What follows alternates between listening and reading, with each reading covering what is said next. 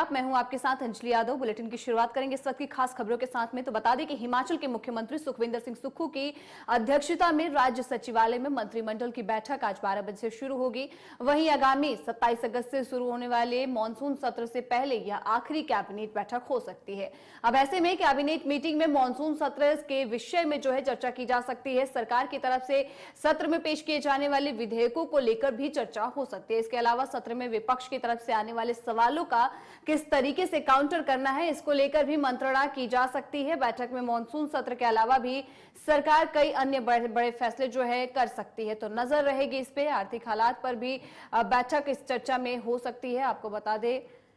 कि आज 12 बजे तक ये जो है कैबिनेट की तरफ से बैठक होगी। 12 बजे से मंत्रिमंडल की ये बैठक जो है वो शुरू होने जा रही है।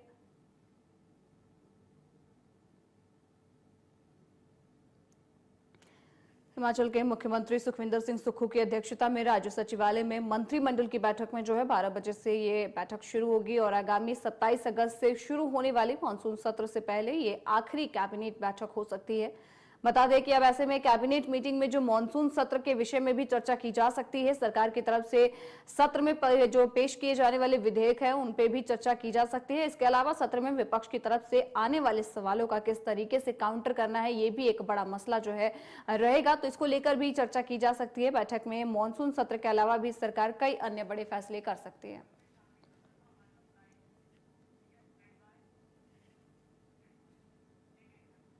अब इसी खबर पे ज्यादा जानकारी देने के लिए हमारे सहयोगी कामेश्वर शर्मा हमारे साथ जुड़ चुके हैं। कामेश्वर, आज जो बैठक होने जा रही है 12 बजे से पहले ये बैठक होगी, क्या लग रहा है किन किन मुद्दों पे जो है चर्चा की जा सकती है? इस बैठक में कौन से वो बड़े फैसले होंगे जो लिए जा सकते हैं?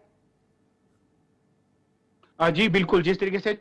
जो 12 बजे मुख्यमंत्री सुखविंदर सिंह सुक्खू की अध्यक्षता में कैबिनेट बैठक का आयोजन किया जा रहा है और ये जो सत्र है इससे पहले का आखिरी बैठक भी मानी जा सकती है, क्योंकि इसके बाद यानी कि 27 से जो सत्र शुरू हो जाएगा जो कि 10 सितंबर तक जारी रहेगा। ऐसे में खासकर जो विधेयक जो विधानसभा में पारित होने हैं उसको लेकर भी चर्चा हो सकती है और साथ ही जो विभिन्न प्रकार की जो विभागों की बात करें, रिक्त पद अभी भी चल रहे हैं, उन विभागों को भरने के लिए भी जो मंजूरी आज मिल सकती है। इसके साथ ही जो देखा जा रहा है, जो कर्मचारी ने अत्यधिक रोष व्यक्त किया था, खासकर अगर हम बात करें लगभग एक दिन पहले भी जो कर्मचारियों ने सचिवालय का घेराव किया, अब जो पूरे प्रदेश के कर्मचारी एकजुट हो चुके हैं तथा जो एरियर और डीए की डिमांड कर रहे हैं। ऐसे में जो मुख्यमंत्री सुखविंदर सिंह सुक्खू ने बीते दिन भी एक सचिवालय में जो विभिन्न जो कर्मचारी के जो अध्यक्ष थे उनके साथ बैठक की तथा उन्हें एक आश्वासन दिया है कि दीपावली से पहले यानी कि जो डीए की किस्त है वो जारी कर दी जाएगी। ऐसे में कहीं ना तो कहीं भले ही जो मुख्यमंत्री सुखविंदर सिंह सुक्खू ने इन जो कर्मचारी को शांत जरूर कर दिया है, लेकिन जिस तरीके से जो उग्र आंदोलन इस बार सचिवालय में देखने को मिला, हिमाचल प्रदेश के इतिहास में बहुत कम ऐसा हुआ है कि जिस दौरान जो एकजुट जो कर्मचारी एक साथ हुए, खासकर जो डीए और इसको लेकर। और वहीं अगर देखा जाए जो विपक्ष है वो भी जो विधानसभा सत्र को घेरने की कोशिश करेगा, खासकर जिस तरीके से अब जो जयराम सरकार के समय में जो बिजली मुफ्त कर दी गई थी, यानी कि देखा जाए 125 यूनिट मुफ्त की गई थी और जहां कांग्रेस सरकार ने 300 यूनिट बिजली का वादा किया था, लेकिन अब वो भी समाप्त कर दी है। पानी के बिल भी जो जयराम के सरकार के दौरान ग्रामीण क्षेत्रों में मुफ्त था वो भी अब ग्रामीण क्षेत्रों में आएगा। तो ऐसे में जो पक्ष है वो कैसे इनका काउंटर करे, खासकर किसका उनका जवाब दे, क्योंकि जो सत्र में नियम 62 के तहत भी जरूर ये जो चर्चा के विषय जरूर उठाए जाएंगे विपक्ष की ओर से, जिस तरीके से जो हिमाचल प्रदेश में पानी, बिजली और खासकर जो देखा जा रहा है पिछली जो कैबिनेट हुई थी उस दौरान जो पुलिस कर्मचारियों की जो बस में फ्री यात्रा थी वो हिमाचल प्रदेश पथ परिवहन निगम की बसों में बंद कर दी गई थी। ऐसे में कहीं ना तो कहीं हो सकता है कि इसके ऊपर पूर्ण विचार किया जा सके। खासकर जो पुलिस कर्मचारी है उनमें भी काफी रोष देखने को जरूर मिला। खासकर उन्होंने कहा कि हम ड्यूटी के दौरान जाते तो कहीं जो ये संजीवनी होती थी जो कि परिवहन निगम की बसों में जाते, क्योंकि हिमाचल प्रदेश की अगर हम बात करें तो जो सड़क मार्ग ही एक जीवन रेखा है और जो अन्य मैदानी इलाकों की बात करें तो वहां पर जिस तरीके से रेलवे का जाल अत्यधिक फैला हुआ, लेकिन हिमाचल प्रदेश में नाम मात्र ही रेलवे का जाल फैला हुआ। ऐसे में जो जीवन रेखा है वो सड़क है। ऐसे पुलिस कर्मचारियों की जो अभी पिछले कैबिनेट में जो आपदा आने के बाद से हम देखें तो की बिजली और पानी की जो जब विस्थापित हुए हैं, जो आपदा आई उसके बाद में बिजली और पानी की जो समस्या है वो बहुत ज्यादा हिमाचल में अभी देखी जा रही है।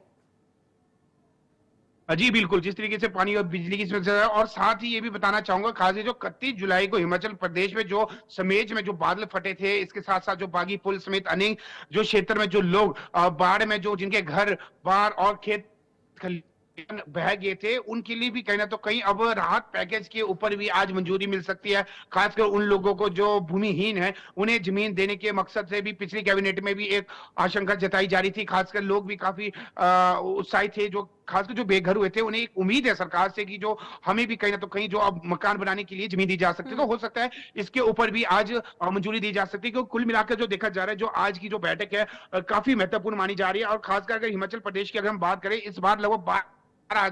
1200 के करोड़ के लगभग नुकसान हुआ। पिछले वर्ष हिमाचल प्रदेश में लगभग जो नुकसान था 12,000 करोड़ से अधिक था। तो ऐसे में जो मुख्यमंत्री सुखविंदर सिंह सुक्खू ने पिछले वर्ष 4500 करोड़ का जो पैकेज खुद इख्तियार किया था, वही हो सकता है कि इस बार भी जो लोग बेघर हुए हैं, जिनकी जमीनें तहस-नहस हुई, तो उनके लिए भी कहीं न तो कहीं इस कैबिनेट में कुछ मंजूरी मिल सकती है राहत पैकेज के लिए। तो कुल मिलाकर जो देखा जा रहा है, जो ये जो बैठक है, वो कहीं न तो कहीं काफ़ी महत्वपूर्ण बताई जा रही है। जी। और मॉनसून सत्र के ऊपर भी कहीं ना कहीं चर्चा की जा सकती है, क्योंकि उसमें जो विधेयक पेश किए जाएंगे, उसके बाद जो विपक्ष की तरफ से सवाल किए जाएंगे, उन सवालों का काउंटर किस तरीके से करना, ये बहुत महत्वपूर्ण होगा जो सरकार के लिए। बिल्कुल, जो विधेयक है, जो जो पारित हो रहे हैं, खासकर जो इस बार जो देखा जा रहा है कि जो मुख्यमंत्री सुखविंदर सिंह सुक्खू, जो कि पहले जो विधायकों की संख्या 40 थी, वो अब कहीं न तो कहीं जो घट के 38 हो चुकी है, क्योंकि जो भाजपा में पहले जो 25 विधायक थे, उसके बाद जो निर्दलीय का भी जो चुनाव हुआ था, उसके बाद जो कहीं न तो कहीं अब जो सत्ता में अगर देखा जाए, तो मुख्यमंत्री सुखविंदर सिंह सुक्खू की सरकार भले ही स्थिर है, लेकिन जो विपक्ष है वो इन मुद्दे को लेकर खासकर आगे आएगा। जिस तरीके से वो पानी, बिजली, जो चीजें प्रदेश में महंगी की गई है, परिवहन, जो महिलाओं को जो पहले किराया होता था, वो भी कहीं न तो कहीं अब बढ़ा दिया गया। 50% महिलाओं को डिस्काउंट दिया जाता था, वो भी बंद किया गया। तो इसको लेकर कहीं न तो कहीं विपक्ष हमलावर होगा। इसको मद्देनजर रखते हुए कैसे काउंट किया जाएगा, इसको लेकर आज जो पक्ष है वो रणनीति जरूर बनाएगा। इसके बाद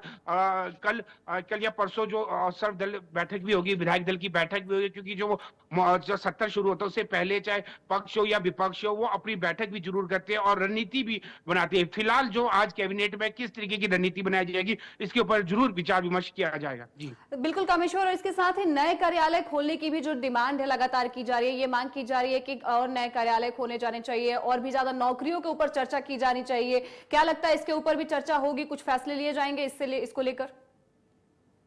बिल्कुल, जिस तरीके से अगर हम बात करें, प्रत्येक जो कैबिनेट की बैठक होती है, उस दौरान चाहे वो जल शक्ति विभाग हो, चाहे अन्य जो विभाग है, अगर हिमाचल प्रदेश की अगर हम बात करें, तो लगभग अधिकांश 20 से 25 ऐसे विभाग और कॉर्पोरेशन मिलेंगे जहां पर जो रिक्त पद अभी चल रहे हैं, और कहीं ना तो कहीं अब इन्हें भरने की तरफ भी जो सरकार है वो अग्रसर है। और इसके अतिरिक्त जो पद भरने के साथ साथ ही और ये भी देखा जाएगा कि कौन कौन से पद और अधिक सृजित किए जाएंगे। खासकर पिछली कैबिनेट की अगर हम बात करें, तो काफी जो प्रोफेसर है या अन्य विभागों के हैं, तो उन विभागों के भी जो पद सृजित किए गए थे, तो इस बैठक में भी जरूर निश्चित तौर पर जो पद खाली है उन्हें सृजित करने का फैसला कैबिनेट में लिया जाएगा। जी जी बिल्कुल, और कहीं ना कहीं राहत पैकेज तो हर बार ही जो है सरकार की तरफ से दी जाती है कामेश्वर, लेकिन इस बार जो है समेज गांव की अगर हम बात करें, पूरी तरीके से बर्बाद हुआ। कई जो हैं पूरी जगह से जमींदोज भी हो गए हैं। क्या लगता है कुछ अलग से विशेष पैकेज दिया जाएगा? क्योंकि जब बजट पेश हुआ था तब भी हिमाचल के लिए एक अलग से विशेष पैकेज दिया गया था, लेकिन तबाही बहुत ज्यादा देखने को मिली है। जी बिल्कुल, अगर हम बात करें पूरे प्रदेश में इस बार जो इस बार नुकसान जो अत्यधिक हुआ, लगभग इस समय तक जो 133 जो मकान है पूरी तरह से क्षतिग्रस्त हो चुके हैं। जो आंशिक रूप से भी बात करें तो उसका आंकड़ा भी लगभग 200 से 300 के बीच है। तो कुल मिलाकर जो देखा जा रहा है कि जो 55 लोग भी लापता हुए हैं। और इसके साथ ही अगर हम बात करें, जो समेज में जो सर्च ऑपरेशन था, फिलहाल उसे बंद कर दिया गया है ग्रामीणों के कहने पर ही। लेकिन अब कहना तो कहीं जो बेघर लोग हुए हैं, जो लोग अनाथ बच चुके हैं, जिनके कमाने वाले परिवार वाले नहीं थे, तो कहीं तो कहीं मुख्यमंत्री सुखविंदर सिंह सुक्खू को यह प्रयास रहेगा कि आने वाले समय में उन लोगों को कहां विस्थापित किया जाए, उन्हें कहां प्लॉट दिया जाए। इसके अतिरिक्त क्या बता, उन्हें नौकरियां भी देने की शायद मंजूरी मिल सकती है, क्योंकि जिस तरीके से इस बार जो आपदा हुई है इतनी अधिक नहीं हुई है। हम पहले बता दें कि पिछले वर्ष अगर बात करें, आपदा के दौरान 12,000 करोड़ से अधिक का नुकसान होता है। इस बार लगभग 1200 करोड़ के लगभग ही नुकसान हुआ। लेकिन अगर जानों की बात करें तो जान भी लगभग 225 के करीब इस बार विभिन्न विभिन्न आपदा के चक्कर, जो आपदा जो मानसून सत्र था, चाहे वो सांप काटने से या डांग से गिरने से या नदी में गिरने से, तो कुल मिलाकर जो 225 से अधिक लोग की डेथ हुई। तो कुल मिलाकर हो सकता है पिछले वर्ष जो मुख्यमंत्री सुखविंदर सिंह सुक्खू ने 4500 करोड़ का जो राहत पैकेज निकाला था, कहीं ना तो कहीं हो सकता है इस बार भी चाहे 500 या 1000 करोड़ का भी यदि राहत पैकेज निकालते हैं, उस आपदा से कहीं ना तो कहीं जो लोग बेघर हुए हैं उन्हें बचाने के लिए, और साथ ही उन्हें उनका विकासात्मक जो चाहे घर हो, चाहे अगर देखा जाए सड़कें भी इस बार काफी क्षतिग्रस्त हुई है। अगर हम बात करें जिस तरीके से एमएलए क्रॉसिंग, अगर हम बात करते हैं तो वहां भी जो लोक निर्माण मंत्री ने निरीक्षण किया था, तथा 15 दिन के अंदर वहां से वैकल्पिक मार्ग निकालने की जो अधिकारी को नीति निर्देश जारी किए थे। बता देना चाहते हैं कि उसके ऊपर जो एडवांस स्टडी है, जो कि अंग्रेजों के जमाने से है, और खासकर जो वो जमीन है वो कहीं ना तो कहीं धंस रही है। पिछले वर्ष वहां पर जो दरारें आई थी, तो कहीं ना तो कहीं इसके ऊपर भी मंथन हो सकता है कि हिमाचल प्रदेश में जो भले ही इस बार इतनी अधिक वर्षा नहीं हुई, लेकिन वर्षा ना होने के बावजूद भी जिस तरीके से पहाड़ लगातार धंस रहे हैं, ये कहीं ना तो एक चिंताजनक विषय है। एमएलए क्रॉसिंग की अगर हम बात करें तो जो खासकर जो बालूगंज से लेकर एमएलए क्रॉसिंग है वो पूरी तरह से अवरुद्ध है। वहीं जो बालूगंज से लेकर अगर हम बात करें चौड़ा मैदान के बीच, तो वो सड़क मार्ग भी पूरी अवरुद्ध है। और साथ ही जो एडवांस स्टडी का पूरा हिस्सा एक तरफ से हल्का हल्का जिस तरीके से जो उसमें